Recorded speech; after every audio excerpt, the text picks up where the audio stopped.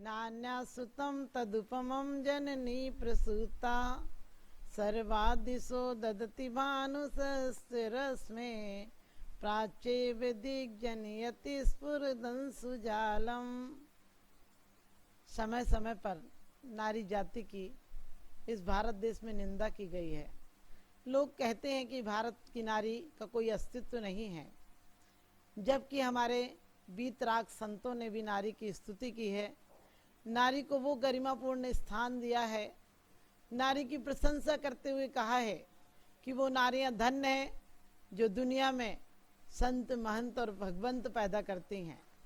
क्योंकि जब भी बात चलती है धर्म की तो लोग कहते हैं कि नारियों का स्थान नहीं है, नारियां पतित हैं, नारियां मंदिरों में प्रवेश नहीं कर सकती हैं, नारियां मस्जिदों में प्रवेश नहीं कर सकती हैं। तो मैं सोचती हूँ कि फिर नारी स्वर्ग में प्रवेश कैसे करेगी।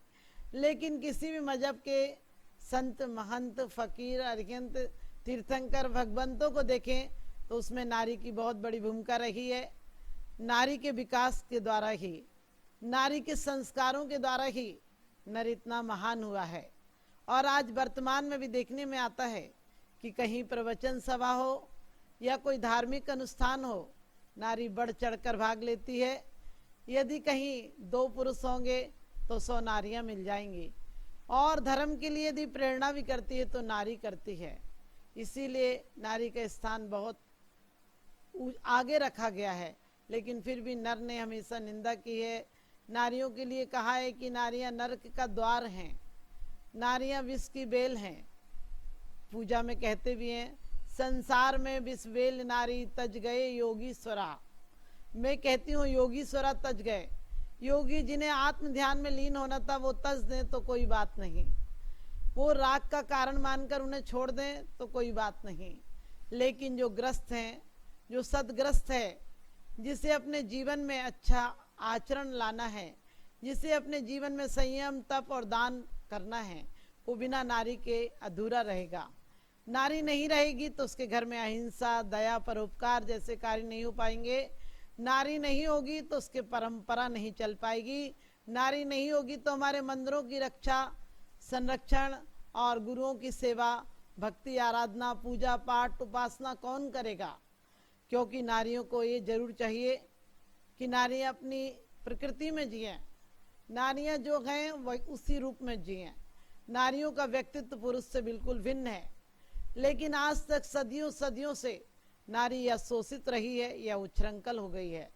पहले सदियों तक नारी को शिक्षा नहीं दी गई, क्योंकि पुरुषों को पता था जिस दिन नारी शिक्षित हो जाएगी, पुरुष के समकक्ष खड़ी हो जाएगी, फिर नारी को दासी कहना मुश्किल हो जाएगा।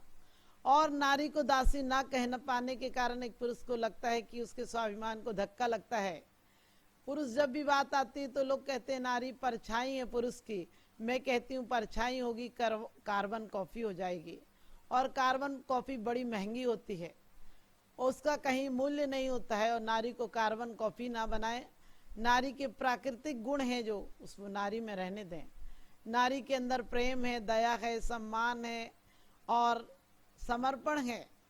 नारी के अंदर करुणा है, लोच है, शर्म है, हया है, माधुर्य गुण है। उसके गुणों को विकास पूर्ण रूपेण होना चाहिए। हम नारी को नर जैसी शिक्षा दे रहे हैं। पश्चिम ने भी नारी के साथ एक दुर्व्यवहार किया कि भोग की सामग्री मान ली, और पूरब ने भी उसके साथ दुर्व्यवहार किया, उसे त्याग की सामग्री मान ली। जब भी कोई संसार से जाता है, सन्यासी हो जाता है, लोग कहते हैं औरत को छोड़ दिया, नारी को छोड़ दिया, संसार छोड़ दिया। मैं कहती हूँ नारी क्या इतनी शक्तिशाली है कि नारी को छोड़ने से संसार छूटता होता तो एक नारी बहुत छोटी सी चीज हो जाती। नारी कहें कि नारी का कोई अस्तित्व ही नहीं रहता, लेकिन नारी वास्तव में, यदि नारी हर स्थिति में नारी पूज्य है, नारी अच्छी होगी, नारी शिक्षित और संस्कारित होगी, तो नारी एक बहन भी है, नारी एक पत्नी भी है, नारी एक बेटी भी है, नारी एक माँ भी है। यदि संस्कारित होगी तो माँ के रूप में शिक्षा देगी, पत्नी के रूप में सहधर्मिणी भी बनेगी, और बेटी के रूप में तुम्हारा घर आंगन परिवार और किसी का सामने वाले का परिवार एक चहका देगी, उसके घर में गुलशन बना देगी, वीरान को भी बस्ती बना देगी और मकान को घर बना देगी। क्योंकि जब तक एक घर के बीच में नारी नहीं होती है तब तक नारी के बिना घर अधूरा होता है। इसीलिए आपने देखा होगा विवाह के टाइम में लोग कहते हैं घरवाली, लेकिन आज हमने उसका रूप बदल दिया है। घरवाली का रूप लोग वाइफ कहने लगे हैं। वाइफ किसे कहते हैं? जो चौपट कर दे लाइफ को, जिसके जीवन में कोई अस्तित्व ना हो, जिसके अंदर कोई समर्पण ना हो। लेकिन हमने नारियों को नर के समान होने पर सम्मान दिया है।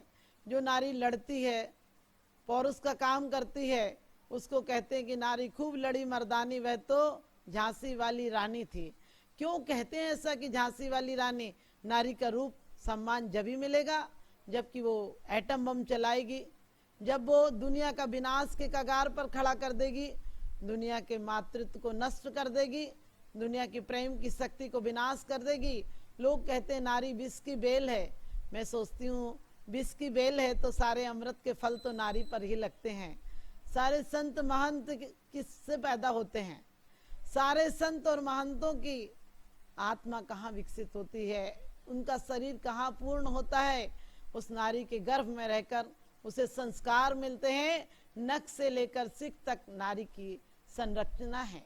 नारी के गर्भ में उसका प्रादुर्भाव होता है, नारी के गर्भ में उसका विकास होता है, और नारी के द्वारा ही उसे पूर्ण रूपेण हड्डी, मांस, मज्जा, जो कुछ भी बाल, नख निर्मित होते हैं नारी के गर्भ में होते हैं। फिर पुरुष ने सदियों से क्यों निंदा की है? हमारे यहाँ नील गाय को या गाय की हत्या प्रतिबंधित है, लेकिन 1950 में जब ये कानून बना, बंगाल में नील गाय ने बहुत खेती खराब कर दी, तो सरकार ने कानून बनाया कि नील गाय को गाय नहीं रहने दिया जाए, नील गाय का नाम नील घोड़ी कर दिया जाए, और उसके बाद बेतहाशा हत्या की गई। ये नाम बदलने से क्या काम बदल जाएंगे? हम बहुत अजीब आदमी हैं, हम स्वर्ग में प्रवेश नहीं दे सकते हैं नारी को। और मैं कहती हूँ नारी का हर जगह प्रवेश होना चाहिए, नारी को सम्मान मिलना चाहिए। और लेकिन नारी अपनी गरिमा को न भूले। आज की वर्तमान की नारी शिक्षा के साथ साथ अपने संस्कारों को भूल गई है, पुरुषों की तरह कवायद करती है, पुरुषों की तरह युद्ध में के मैदान में बम फेंकने के लिए तैयार खड़ी है। ऐसी नारी हमारे देश का विकास नहीं कर सकती है। नारी को हम सम्मान जब ही दे पाएंगे जब नारी अपने गुणों को विकसित करे, नारी अपने पूर्ण रूपेण गुणों को विकसित करे, कला, संगीत और संस्कृति को, सम्मान को, प्रेम पूर्ण वातावरण को बनाए, तो वास्तव में नारी एक दोबारा से सुंदर भारत की, सुंदर देश की, सुंदर भविष्य की और सुंदर नागरिकों की रचना कर सकती है। हम सदियों से ये कहते आए कि नारी ने दुनिया को पतित किया है। मैं कहती हूँ नारी ने पतित किया है तो ये वेश्याघर, कोठे, पुरुष ने क्या अत्याचार नहीं किया नारी पर, उसे बलि की बेदी पर चढ़ा दिया गया। नारी को जब चाहे पुरुष ने हाथ का खिलौना समझा और तोड़कर फेंक दिया, जब चाहा तब छोड़ दिया, जब चाहा तब अपना लिया, और नारी को सती प्रथा जैसी कुप्रथाओं की ज्वाला में जला दिया। उसके बाद भी हम कहते हैं मैं चुपचाप सहती रही। क्या दोष था? क्या यही अध्यात्म था कि नारी को पुरुष के साथ जला देना? ये पुरुष की प्रवृत्तियां का कुठाराघात था, ताकि नारी कहीं किसी और पुरुष को स्वीकार न कर ले। इसे नारी को हमने सम्मान दिया कि वह सती हो गई। दुनिया में जाकर देखो चबूतरे, पुरुषों के एक भी चबूतरा नहीं मिलेगा, सत्ता का एक भी चबूतरा नहीं मिलेगा, सतियों के कई चबूतरे मिलेंगे। बाल विवाह, विधवा विवाह, विधवाओं को कितनी ताड़ना दी गई हमारे यहाँ, बाद में जाकर सुधार हुआ थोड़ा बहुत। और मैं कहती हूँ कि इन चीज़ों की जरूर बात है कि हमें हमारी नारी को सम्मान और शील का ध्यान रखना चाहिए। नारी पर्दे की वस्तु है, उससे पर्दे में नारी को आज शिक्षा नारियों की भिन्न होना चाहिए। पुरुषों जैसे गणित और विज्ञान नारी को पढ़ाए जाएंगे तो नारी शिक्षित भले ही हो जाए, लेकिन एक कुशल गृहिणी, आदर्श गृहिणी नहीं हो पाएगी। और जब आदर्श गृहिणी नहीं हो पाएगी तो परिवार में संस्कार नहीं दे पाएगी। संस्कार के अभाव में जो भी संतानें होंगी वो उच्छृंखल हो जाएंगी, उदंड हो जाएंगी। उनके द्वारा सिर्फ विध्वंस की लीला, विध्वंस का तांडव रचा जाएगा। तो मैं तो कहती हूँ नारियों को शिक्षा दी जाए। कैसी शिक्षा दी जाए? उन्हें कला, उन्हें संगीत, उन्हें काव्य सिखाया जाए, उन्हें गृह विज्ञान सिखाया जाए, उन्हें पाक कला सिखाई जाए। और यदि नारी को कहीं शिक्षित भी किया जाए, नौकरियों पर भी रखा जाए, तो नारियों को सिर्फ इस प्रकार की शिक्षा दी जाए, पुरुषों की तरह कपड़े पहनकर, चुस्त कपड़े पहन लेगी नारी तो उसके जीवन में संघर्ष प्रारंभ हो जाएगा, उसके जीवन में विषाद प्रारंभ हो जाएगा। क्योंकि आपने देखा होगा जब चुस्त कपड़े पहने होते हैं तो कई कई जीने, आप दो दो जीने एक साथ चढ़ जाते हैं, एक साथ उतर जाते हैं। लेकिन ढीले कपड़ों में हो तो हमारी चाल ढाल में भी अंतर पड़ जाता है, और हमारी चाल ढाल अंतर होती है। इससे पता चलता है एक नारी के अंदर कितना माधुर्य, कोमलता, कितना लालित्य था उसके अंदर, कि एक पुरुष के आकर्षण का केंद्र थी। और जब तक दूरियां बनी रहेंगी थोड़ी, तब तक नारी आकर्षण का केंद्र रहेगी। और नारी को पुरुषों की तरह कपड़े मत पहनाओ। नारियों को यदि सुंदर बनाना है, आपके परिवार को आप सुंदर रखना चाहते हैं, तो कहते हैं नारी नारी मत कहो, नारी नर की खान, और नारी से पैदा हुए तीर्थंकर भगवान। नारी की से पैदा हुए तीर्थंकर भगवान। आईने ने एक दिन कहा कि माना कि मेरे चेहरे में कमियां बहुत हैं, लेकिन कभी दर्पण को भी साफ कर लिया करो, कभी अपनी कमियों को भी देखा करो। किसी के ऐप को तू बेनकाब मत कर, ऊपर वाला हिसाब करेगा, तू हिसाब मत कर। भले ही मैं बुरा सही, तू अपनी नजरें तो खराब मत कर, तू अपनी नजरें तो खराब मत कर। हमने हमेशा अपने दोष दूसरों पर दिए हैं। जब भी कभी नारी ने युद्ध किया है तो हमने पद्म श्रीयां, उपाधियां, कला बांटे हैं उसको, और उसकी मूर्तियां चौराहों पर स्थापित की हैं। लेकिन जब नारी ने अपने गुणों को विकसित किया है, जिसने भी नारी के गुणों को विकसित किया है, आज हमारे जितने तीर्थंकर हैं, जितने महापुरुष हैं, चाहे गांधी हो, चाहे कोई भी हो, मदर टेरेसा आदि, इन्होंने अपने गुणों को विकसित किया है। तो लोग कहते हैं कि ये स्त्रीण थे, स्त्रीण गुण थे इनके अंदर, जबकि मैं कहती हूँ इनके अंदर स्त्रीण गुण थे। और जिस दिन स्त्रियों के गुण पुरुषों में आ जाएंगे, उस दिन युद्ध बंद हो जाएंगे। आपने देखा होगा कि आज दुनिया में कलेश क्यों है, दुनिया में इतनी तलाकें क्यों हैं? क्योंकि या तो हमने कभी दासी समझा था, या समकक्ष बना लिया। समकक्ष रहने की भी जरूरत नहीं, दासी रहने की भी जरूरत नहीं। हम अपनी मान मर्यादा में जीवें। हम जीने के साथ साथ हम उन आदर्श नारियों का चरित्र अपने अंदर अनुकरणीय बनाएं, आदर्श बनाएं। जब नारी का चरित्र अच्छा होता है तो श्याम के पहले राधा का नाम लिया जाता है, और राम के पहले सीता का नाम लिया जाता है। लोग राधे श्याम कहते हैं, सीता राम कहते हैं, त्रिशला के जाए कहते हैं, बामा के जाए कहते हैं। लोग कहते हैं भगवान पैदा नहीं होते। मैं कहती हूँ कि स्त्रियां स्त्रियां हो जाएं, स्त्रियां अपने गुणों को लाएं, स्त्रियां अपने माधुर्य गुण को, नम्रता को लाएं, विनम्रता को लाएं, समर्पण भाव को लाएं। वो दिन दूर नहीं जब हमारे भारत में दोबारा से महापुरुषों का जन्म हो जाएगा। क्योंकि कहते हैं नारी वो एक कोमल बीज होती है, जो कि विकसित हो जाए तो परमात्मा बना दे, और जब विकृत हो जाए तो विनाश लीला रचा दे। नारी महाभारत भी करा देती है, और नारी महान भारत भी बना देती है। नारी ही है। नारी से कहाँ तक छूटोगे? जन्म लेते हो तो वो सैया भी नारी ही जाती है, और जब पलते हो तो पलना भी नारी है, और माँ की गोद भी नारी की गोद है। पत्नी जीवन संगनी बनती है, वो भी एक नारी है। वृद्धावस्था में, आपकी जवानी में आपके घर में बेटियां कितनी प्यारी होती हैं, वो भी नारी हैं। और वृद्ध अवस्था में कोई साध्वी बन जाए तो वो भी नारी है। और अंत में अर्थी मिलती है, वो भी नारी जाती है। कब तक? और इतना ही नहीं, संसार में रहोगे तब भी नारी का आश्रय लेना पड़ेगा। दीक्षा लोगे तो पालकी भी स्त्रीण है, और पालकी में जब आप शिला पर बैठोगे वो भी स्त्री है, जब आप तपस्या लोगे पीछे भी स्त्री है, और उसके बाद मोक्ष जाओगे तो मुक्ति सुंदरी भी स्त्री है। इसलिए स्त्री से भागने की कोशिश मत करना। संसार में अपने बच्चों को ये मत कहना कि नारी जाति कलंकित है।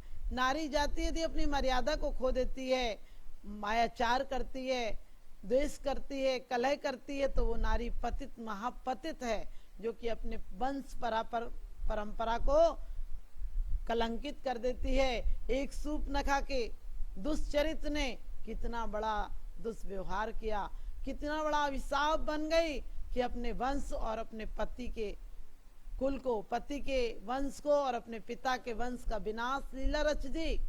और अंधों के अंधे होते हैं। इतनी सी शब्द वर्गनाएं, नारी की मर्यादा, नारी ने एक बार मर्यादा खोई बोलने की। हमारे यहाँ वो बोलचाल की मर्यादा थी कि जब पुत्र वधू या कहीं स्त्री घर में आती थी तो सबको एक जिज्ञासा होती थी, वो भी सबसे नम्र व्यवहार करती थी, किसी से भी बोलती थी, एक बच्चे से भी बोलती थी, भांजे से भी, देवर के लड़के से भी, जेठानी के लड़के से तो जी लगाकर बोलती थी, सबसे आदर सम्मान से बोलती थी, बड़ों के आने पर उठ जाती थी, खड़ी हो जाती थी। और वो संस्कार उसके बच्चों में जिंदगी भर पढ़ते थे। वो अपने पूरे परिवार को अपना घर समझते थे। लेकिन आज नारी अपना घर को घर नहीं समझ रही है। नारी सिर्फ पुरुषों की होड़ में लगी हुई है कि पुरुषों की जैसी कब हो जाए। मैं कहती हूँ नारियां कभी भूल ना करें, पुरुषों जैसी ना हो, जो है वो स्वयं हो जाएं। नारी का अपना व्यक्तित्व बहुत विशाल है। नारी का एक अपना आदर्श, एक बहुत अनुकरणीय आदर्श है, वही हो जाए। अपने पहनावे पर ध्यान दे। नारी पर्दे की चीज है। आज कितना विकृत हो गया समाज। एक गाड़ी बिकना हो तो नारी का अर्धनग्न पोस्टर लग जाता है। एक नारी को अपने वस्त्रों का ध्यान नहीं है। जो वस्त्र जो आज कटे फटे टूटे ऐसे वस्त्र पुरुष पहन कर नहीं निकलते, वो आज नारियां पहनने लगी। एक जगह एक लंबी लाइन लगी हुई थी। एक व्यक्ति ने दूसरे से कहा कि महाशय देखना जो आगे लड़का खड़ा हुआ है वो कैसे अजीब कपड़े पहना है, कितना मोटा है। तो उसने कहा कि नहीं, आप उसको लड़का नहीं समझिए, वो मेरी लड़की है। उसने कहा सॉरी, आप उसके पापा हैं क्या? तो वो बोला, जिसको उसने पुरुष समझा था, वो बोली नहीं मैं उसकी माँ हूँ। आप समझ गए, जिसकी जड़ खोखली होगी तो पौधा क्या हरा होगा, और खोट जब सोने में होगी तो कंगन क्या खरा होगा। तो वास्तव में आज हम अपने माँ बाप अपने पहनावे को देखें, अपने घर को सेट नहीं कर पा रही माँ बाप, अपने परिवार को सेट नहीं कर पा रही, अपने बुजुर्गों को सम्मान नहीं दे पा रही है। पत्थर के मकान बनाने लगे हैं लोग, पत्थर के पक्के मकान बनाने लगे हैं लोग, दिल के मकान ढाने लगे हैं लोग। अपने बुजुर्गों की अवहेलना करते हैं और अपने बच्चों से सुखों की कामना करते हैं। अपने बुजुर्गों का दिल दुखाते हैं और अपने बच्चों से सुखों की उम्मीदें करते हैं। समझ लेना ये कभी नहीं होगा, क्योंकि यदि तुमने बुजुर्गों की सेवा की होती तुम्हें अपने बच्चों से कोई शिकायत नहीं होती।